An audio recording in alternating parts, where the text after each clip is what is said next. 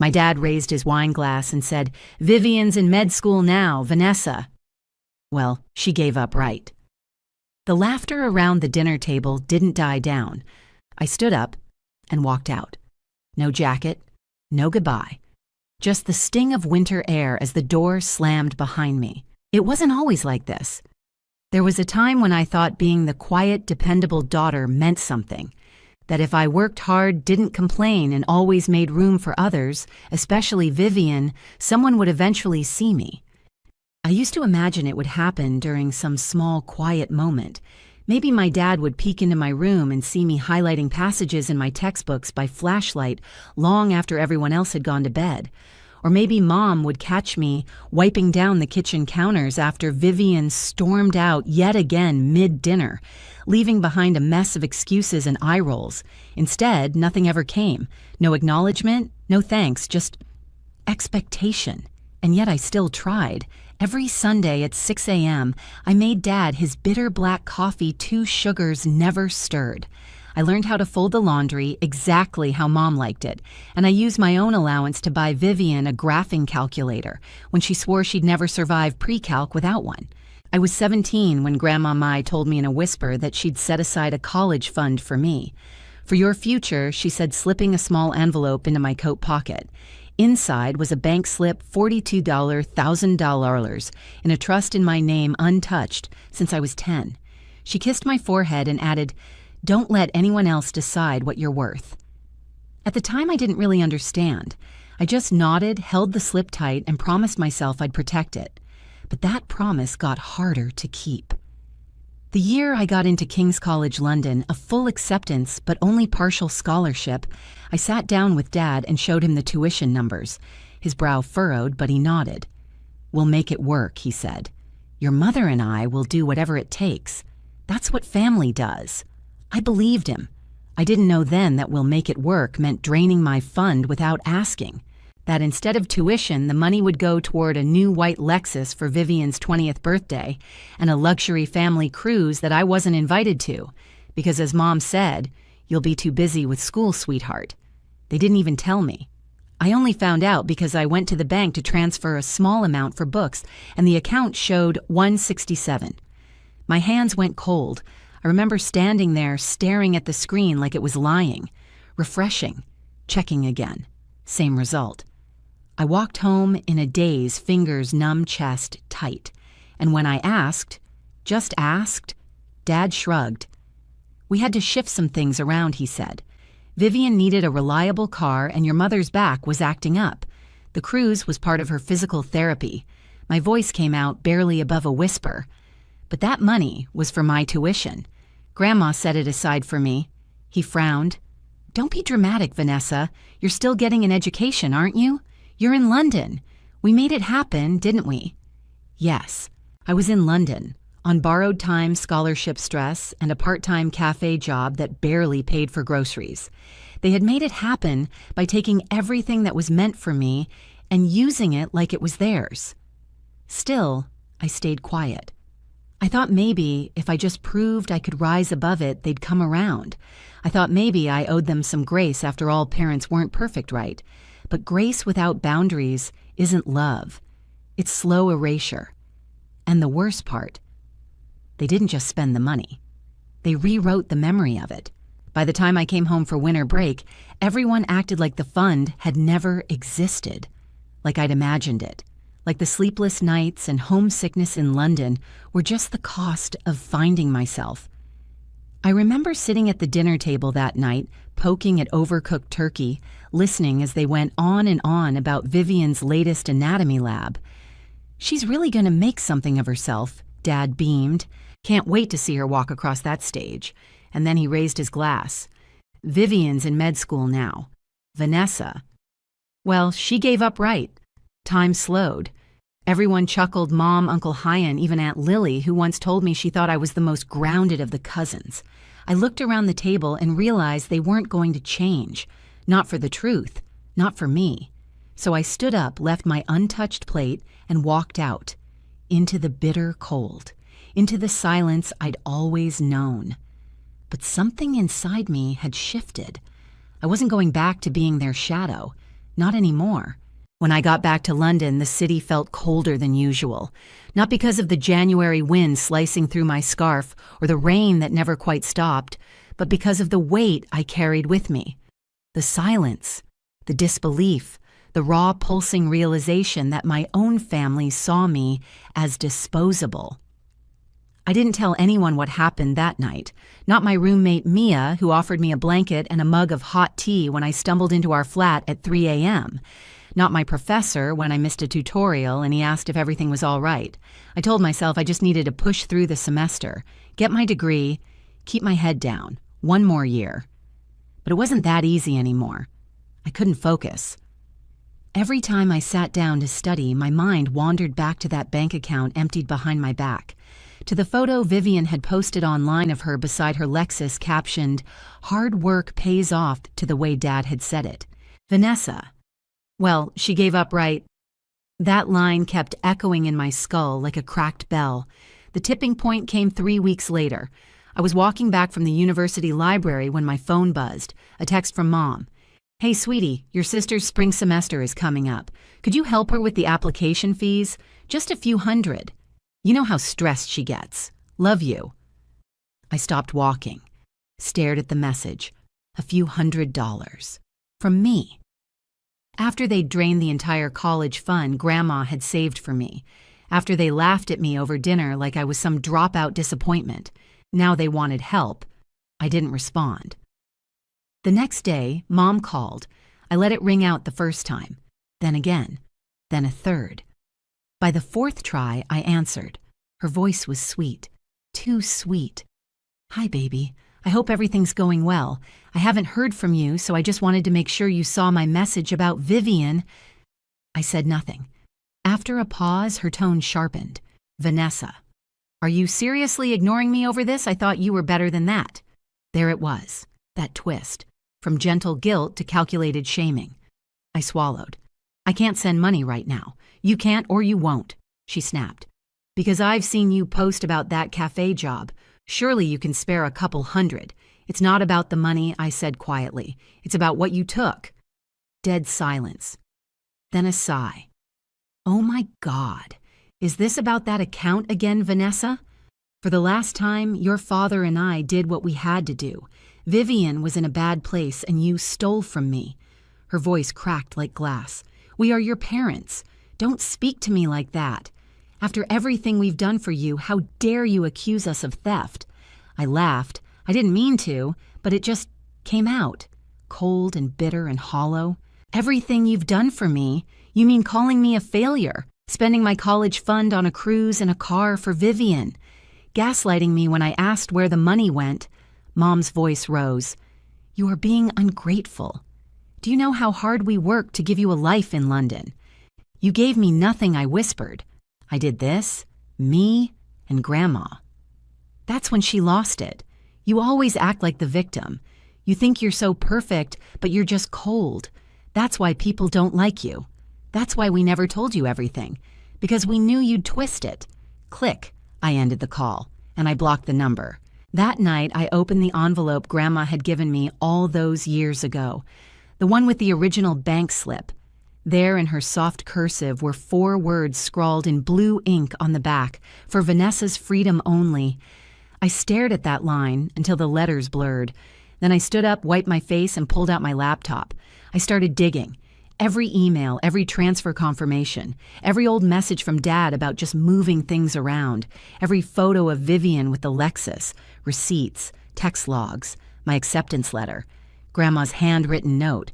I didn't know exactly what I was going to do yet, but I knew I wasn't going to let them rewrite my life. Not anymore. I didn't sleep much the rest of that week, but it wasn't insomnia, it was focus. The kind of sharp, unblinking clarity that comes after heartbreak when grief curdles into strategy. I moved like a ghost through my cafe shifts, smiled at customers, frothed milk, cleaned counters, all while mentally cataloging everything they'd taken, every manipulation, every time I'd swallowed my voice, just to keep the peace. This time I wasn't swallowing anything. I started with the bank. There were 2 transfers made without my permission. Both were authorized using Dad's name. I remembered once, years ago, him insisting I give him backup access to the trust account, just in case something happened to Grandma. He even laughed when I hesitated. You trust your own father, don't you, stupid? But also traceable. The money had moved from my education fund into their joint account just weeks before Vivian's birthday, and again before their therapeutic cruise. I got the statements. I highlighted the transfers. I printed them all out and tucked them into a neat little folder I labeled Theft and Timeline. Next, I compiled every communication. I screenshotted Mom's text asking for money for Vivian, her call log, her voice message guilt-tripping me. Even old emails where Dad insisted I didn't need to worry about tuition that will make it work. And then I found it. Buried in a shared family Dropbox folder no one had cleaned out in years. A scanned receipt from the car dealership, title Viv's Lexus gift thanks Mom and Dad, but the attached bank statement. It ended with the last 4 digits of my account number.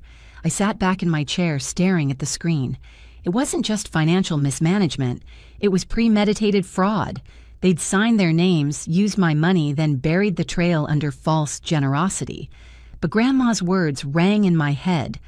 For Vanessa's freedom only. So I didn't storm into a courtroom. I didn't go public. I went surgical. First, I booked a call with a solicitor who specialized in family trust violations. Not flashy, not corporate, just sharp-eyed and patient. His name was Theo, and he spoke with a dry calm that felt like water over hot stone. You have enough here for civil action, he said, flipping through my scanned documents. Maybe even criminal. Depends how far you want to take it. I didn't answer right away. Then I asked quietly, can we freeze the accounts or flag them somehow? He smiled. With the right motion. Yes. By the end of the week, we had initiated proceedings to flag misuse of funds tied to the original trust. The courts wouldn't seize anything yet, but they would notify the family. And that meant Mom and Dad were about to feel a very sudden chill. I didn't warn them. I went on with my life. I refocused on school. I doubled down on my thesis, stopped checking their social media, and started walking home through a different route just to clear my mind. Until one morning, my phone rang. Blocked number. I let it go to voicemail. Then I checked it. Dad's voice. Vanessa, we need to talk. I don't know what this is. We got some notice from a solicitor about the trust account. Your mom's freaking out. Call me back, please. Let's sort this like family. I didn't respond. The next day, an email from Mom. Subject, Vanessa, please. We just got a terrifying letter from some law firm. What are you doing? Are you trying to destroy this family? Call me, immediately. Destroy the family.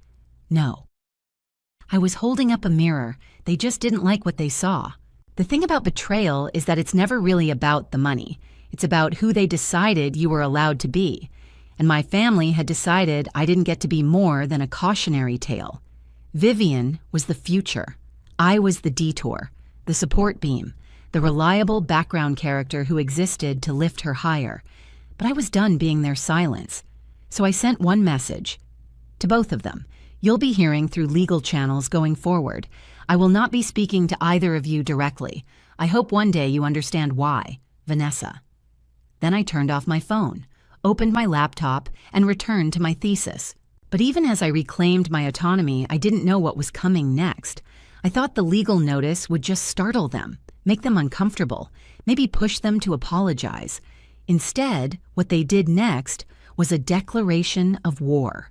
I didn't hear from them for 2 weeks. Not a peep, no calls, no messages. It was quiet.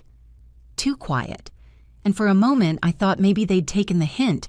Maybe they'd realized they'd crossed a line. Maybe they were feeling guilty.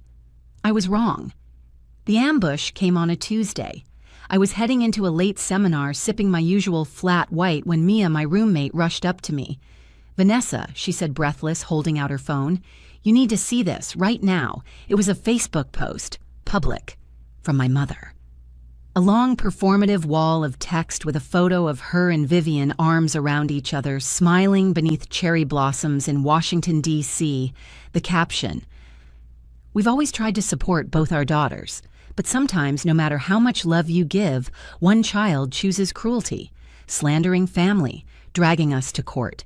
We've sacrificed everything for her. Some people just have no gratitude left in their hearts, praying for peace. Over 200 likes. Comments from family members, distant cousins, old friends. Sending prayers, sweetie. So sorry you're going through this, Barb. Kids today don't know loyalty. I felt the coffee curdle in my stomach. My name wasn't mentioned, but it didn't have to be. Everyone knew who the ungrateful daughter was. Then came the texts. From Aunt Gina Vanessa. What on earth is going on? Your mother's in tears. From Cousin Dylan. Did you really sue your parents? This is wild. And worst of all, from Vivian. A DM that simply said, I hope it was worth it. You've humiliated us all. I didn't answer. I couldn't. I barely made it through class. The walls felt like they were closing in. I sat in the back eyes down, trying not to cry as the professor droned on about international policy, completely unaware that my entire personal life was unraveling online. That night, I deactivated every social account. Instagram, Facebook, LinkedIn, even Pinterest. I just needed to disappear. But humiliation doesn't stop when you log off. The next week, I was pulled aside by the university's bursar. They'd received notice that my financial backing might be in dispute. Because the trust account was tied to my tuition guarantee, the school flagged my file as under review. I stood there stunned as the woman explained gently that if the issue wasn't resolved, I could lose access to my academic portal, and my scholarship, and my visa. I walked home in a daze. I didn't even cry that night. I just sat in silence on the cold kitchen tile back against the dishwasher, staring at the dark. They weren't just defending themselves, they were dismantling me. Theo, my solicitor, was livid when I told him. This is retaliation, he said bluntly. We can move for an injunction, but it'll take time, and frankly, they're playing dirty now. I nodded numb. I had no more savings. My hours at the cafe had been cut. My thesis deadline was looming. I was exhausted, lonely, and suddenly on the brink of losing everything I'd fought for. One night, I found myself standing outside a pawn shop, clutching the necklace Grandma had given me on my 18th birthday, a tiny silver bird in flight. I stood there for a long time, and then I turned around and walked home. I wasn't ready to give that up. Not yet. The next blow came via email. My part-time position at the cafe terminated. No warning. Reason, conflict of interest. Apparently, someone had called the cafe owner and suggested I was under investigation for financial fraud involving my own parents. The email didn't say who, but I knew. Mom once told me she still kept in touch with Mrs. Lambert, the cafe owner's sister. They weren't just trying to embarrass me anymore. They were trying to erase me. And for a while, I let them win. I stopped replying to Theo's emails, skipped class, slept all day, cried at night. Mia tried to help, brought me food, left notes on my door, but I couldn't face her, because I'd believed them. The voices in my head were louder now than ever. You're cold. You gave up. You think you're better than us. You ruined your own life. I thought I was strong enough. I wasn't. Until the letter arrived. A plain white envelope, no return address. Just my name carefully written in ink. Inside was a folded piece of paper. It read, she kept every bank receipt and every photo, and she told me, one day they'll try to take it from her, but Vanessa will know what to do. You're not alone. Love, Aunt Harriet. Enclosed a USB drive. I plugged it in. Inside a folder titled, For Vanessa.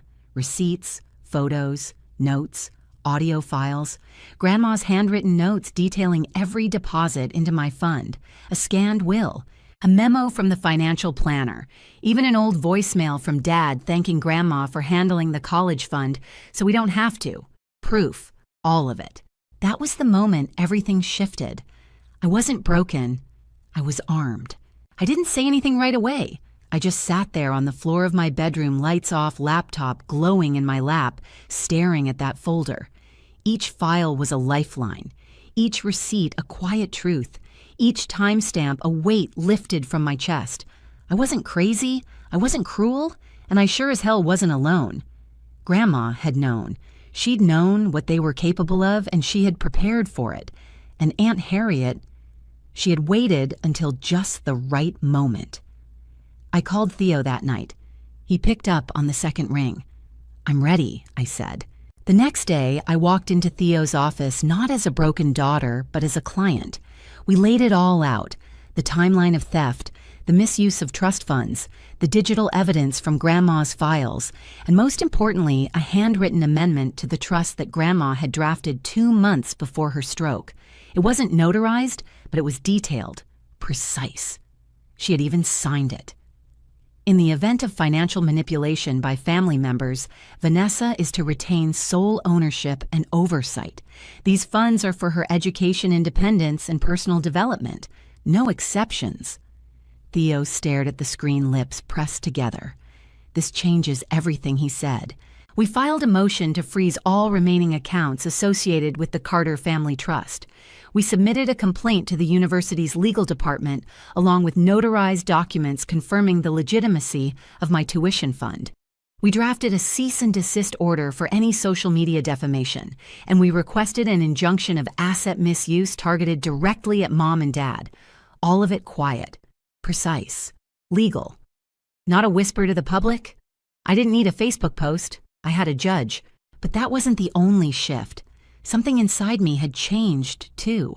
I'd spent my entire life being the helper, the peacemaker, the quiet, reliable one in the shadows, while Vivian shone in the spotlight. But not anymore. I reclaimed my academic standing. I met with the bursar and provided the files. My tuition block was lifted within 72 hours. And then I walked into the Career Fellowship boardroom, where I was scheduled to present my thesis on global economic trauma recovery, and I delivered it flawlessly. Afterward, the board director shook my hand. "I've read hundreds of these," she said, "but this was lived, not just written." 2 weeks later, I got the call. "Congratulations, Miss Carter. You've been selected for the UN Humanitarian Investment Fellowship in Geneva. Full ride. Housing included. We'll handle visa sponsorship." I hung up and cried for 15 minutes, not because I was surprised, but because for the first time in my life, I didn't need anyone's approval. I had done this myself. Mom and Dad, though, they were spiraling. Theo had warned me once the court notices were processed, they might lash out again. And lash out they did. Another Facebook post from Mom, even more cryptic, more self-pitying. Vivian joined in with a TikTok story subtly implying some people will do anything for attention.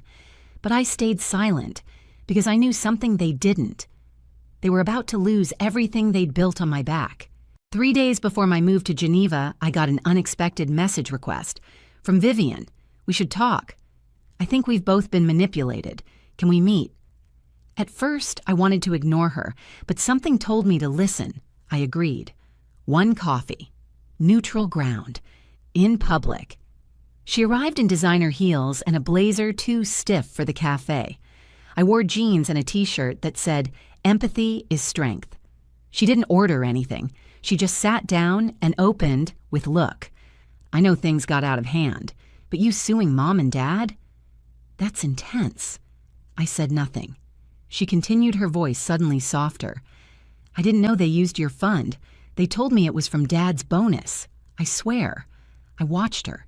It could have been a lie, or maybe she just didn't care enough to ask back then. I finally spoke. "Do you know where the money came from for your Lexus?" She flinched. "No." I pulled up the photo from Dropbox, the receipt, the bank routing number. Vivian's eyes widened. "Oh my God," she whispered. "Then, they really—" I nodded. She looked down, and for the first time since childhood, I saw something real flicker across her face. Not guilt, not pity, but shame. We didn't reconcile that day. This wasn't a movie, but she looked at me before she left and said, "I'll stay out of the way, and I'm sorry for all of it." I watched her walk out into the rain. No umbrella, no arrogance, just silence. And me, I stood taller, because they had tried to bury me. But Grandma knew better. She planted me instead, and I was finally starting to bloom. The hearing date was set for a Monday morning in late spring. It wasn't a full trial, just an evidentiary proceeding to determine if the Carter Family Trust had been misused. But in the crowd of family drama and whispered social speculation, it might as well have been the Super Bowl. I wore a gray suit Grandma had given me the year I started college. It still fit. Theo met me outside the courthouse briefcase in hand, his tie perfectly straight. "Ready?" he asked. I nodded. "They have no idea what's coming, do they?" he smirked. Not a clue. Inside the courtroom, Mom and Dad sat at the respondent table. Dad wore a smug little smile, arms crossed, like this was a PTA meeting gone rogue. Mom looked brittle. Her usually perfect hair was frizzed at the crown, and her knuckles were white around a half-empty water bottle. Vivian wasn't there. Neither were any of the cousins or hangers-on. It was just them. And me. Theo opened with surgical precision. He laid out the dates of the transfers, the inconsistency between the trust's intent and the way funds were siphoned, the deliberate hidden uses, Lexus payments, cruise tickets, real estate deposits not tied to my name. And then he presented Grandma's handwritten amendment, signed, dated, scanned, and backed up. The judge, a woman with kind eyes but steel in her voice, read it 3 times, then turned to Mom. "Mrs. Carter, did you at any point inform your daughter that these funds were being repurposed?" Mom blinked. We thought we were acting in the best interest of the family. Vivian needed a fresh start, and Vanessa had her barista job. She seemed fine. "Did you inform her?" the judge repeated. "No," Mom said. "Quiet now. And did you assume access to accounts based on your name being on backup paperwork from when Vanessa was a minor? She's our daughter," Dad snapped. "This is all a misunderstanding." That's when Theo stood up again. "Your Honor," he said, calm and crisp, "my client is prepared to demonstrate that not only was there a pattern of financial abuse, but also public emotional defamation, documented manipulation, and illegal appropriation of trust assets in violation of fiduciary duty." He handed over a folder. Inside were the social media screenshots, Mom's posts, Vivian's videos, the chain of guilt-tripping texts, and then an email forwarded from Grandma's lawyer dated the month before her stroke. "Please ensure Vanessa retains full control. Her parents have already tried to divert funds once. I want this protected. She is the only one who has never asked me for anything." The courtroom fell silent. I looked at my father. His jaw twitched. He wasn't in control anymore. The judge ruled decisively, full restitution of all misused funds with interest, immediate removal of Mom and Dad as financial custodians or trustees, authorization for Vanessa Carter to assume sole executor rights over the remaining assets, a permanent non-disparagement clause filed to prevent future public defamation, and one more thing. A formal written acknowledgement signed by both parents admitting to their breach of trust and misuse of assets. They tried to protest, but the judge simply said, "You can comply or we proceed to criminal fraud charges.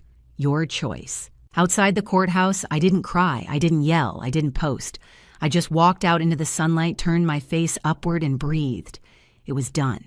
3 weeks later, I boarded a flight to Geneva. The fellowship welcomed me with open arms. I was assigned a project on economic repair models in post-conflict zones. My cohort was full of bright, sharp minds, people who'd never heard of Vivian's birthday party or my mother's subtweets. And for the first time in years, I wasn't trying to prove anything, I was just living. But the story wasn't quite over. One afternoon, I got a notification on LinkedIn. A journalist from a mid-tier financial outlet had published an op-ed about trust abuse among affluent families who mismanage educational funds. The byline inspired by the true story of Vanessa Carter, who now works with international agencies on financial resilience for displaced youth. Apparently, Theo had spoken off record to a friend in legal media. The article didn't mention Mom or Dad. It didn't have to. The story resonated.